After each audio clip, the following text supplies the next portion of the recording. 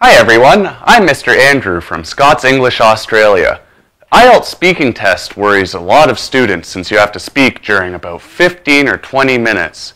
The only way to get a high score is to have a detailed plan to practice and always be confident. Keep calm in the test. Today I will go over 12 tips that will help in the IELTS speaking test. How to practice speaking by yourself. Record, transcribe, and analyze. Here are some steps which you could follow when practicing the IELTS speaking test. Step 1. Choose a speaking test from one of the Cambridge books. Step 2. Record yourself answering one or all parts of the test. Listen to the recording and transcribe it. Write down everything that you said. Step 4. Analyze the script. How could your answers be improved? Step 5.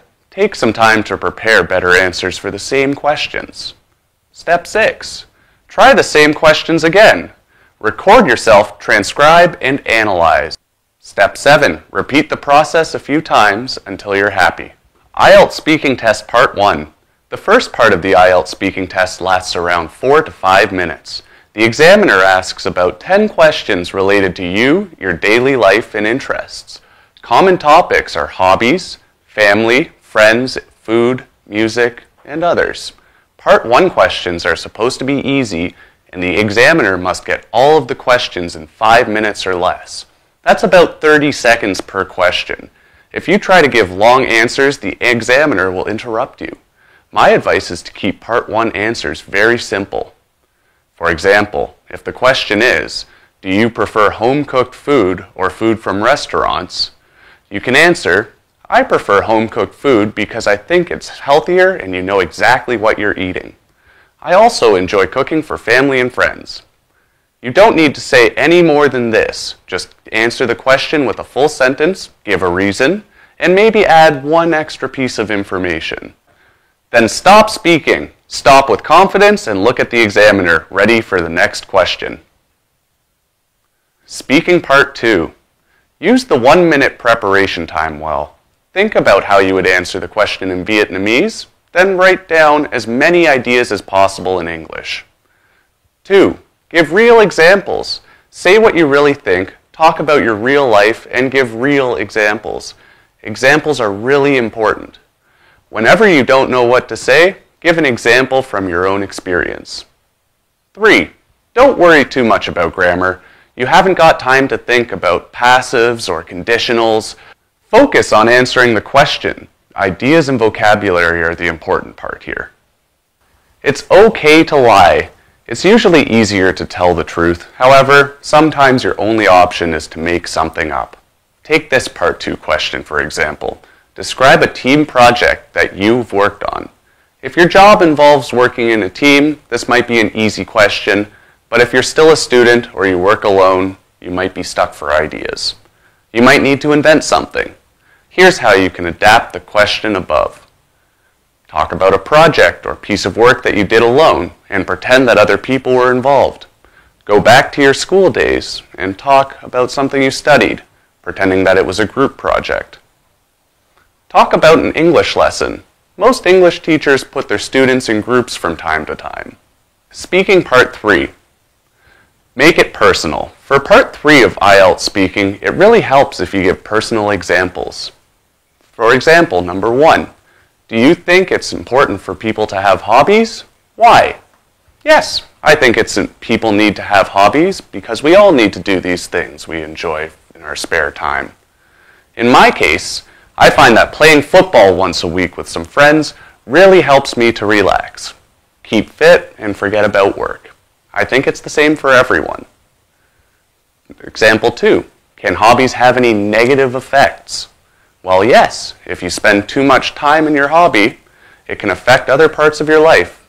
I remember that one of my friends spent most of his time at university playing computer games instead of studying. In the end, he failed most of his exams.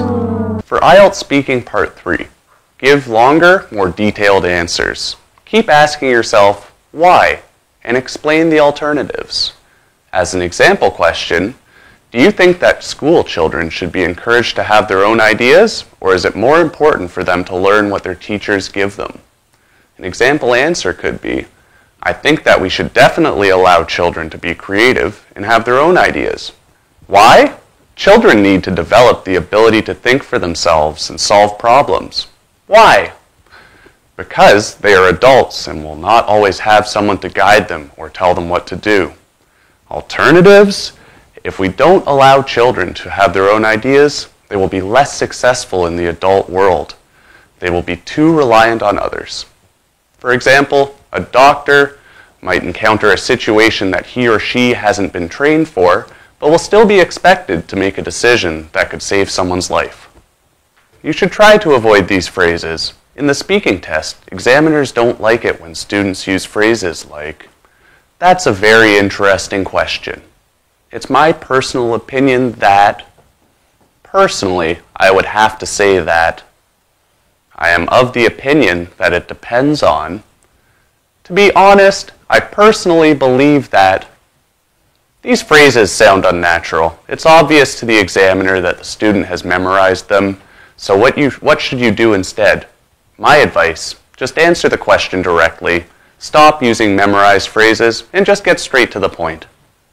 Speaking Part 2, How to Talk for 2 minutes. Students often ask whether it's necessary to speak for the full 2 minutes in Part 2 of the speaking test. The instruction given is to speak for between 1 and 2 minutes, so it's not strictly necessary to speak for the full 2 minutes. However, the advice is that you should try to keep speaking until the examiner stops you. Here are some tips to help you keep talking. Tip 1. Go through the bullet points on your task card in order. Try to develop each point, even for the easy ones. For example, the first bullet point for the topic, describe a person, is who is it? Don't just say, I'm going to describe my father. Add more information such as your father's name, age, what he looks like, where he is now, how often you speak to him, and other information. Be sure to give examples and tell stories.